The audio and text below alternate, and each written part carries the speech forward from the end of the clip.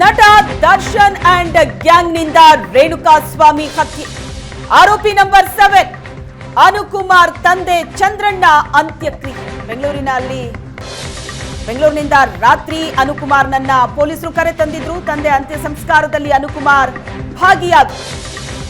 ಮಗನ ಬಂಧನದ ಸುದ್ದಿ ಕೇಳಿ ತಂದೆ ಶಾಕ್ಗೆ ಒಳಗಾಗಿದ್ರು. ಅದೇ ಶಾಕ್ನಲ್ಲಿ ಹೃದಯಾಘಾತದಿಂದ ಮೃತಪಟ್ಟಿತು. ಮಗ ಬರೋವರೆಗೂ ಅಂತ್ಯಕ್ರಿಯೆ ಮಾಡಲ್ಲ ಅಂತ ಕುಟುಂಬ ಪಟ್ಟು ಹಿಡಿದು ಕೂತಿತ್ತು.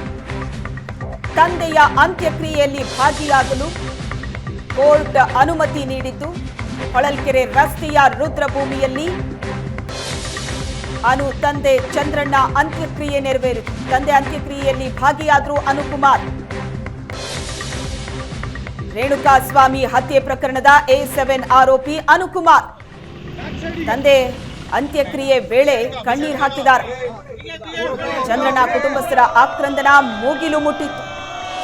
ಪೊಲೀಸ್ ಬಂದೋಬಸ್ತ್ನಲ್ಲೇ ಬಂದು ತಂದೆಯ ಅಂತ್ಯಕ್ರಿಯೆಯಲ್ಲಿ ಭಾಗಿಯಾದರು. ಇಡೀ ಕುಟುಂಬ ಪಟ್ಟು ಹಿಡಿದು ಕೂತಿತ್ತು. ಮಗ ಬರೋವರೆಗೂ ಅಂತ್ಯಕ್ರಿಯೆ ಮಾಡಲ್ಲ ಅಂತ.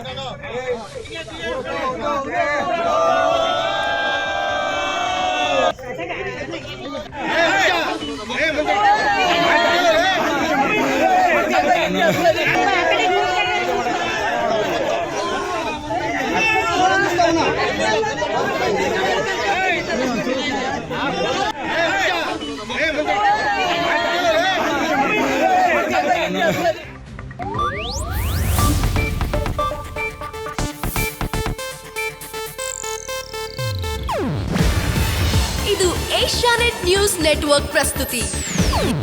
ನೀವು ನೋಡ್ತಿದ್ದೀರಾ ಏಷ್ಯಾನೆಟ್ ಸುವರ್ಣ ನ್ಯೂಸ್.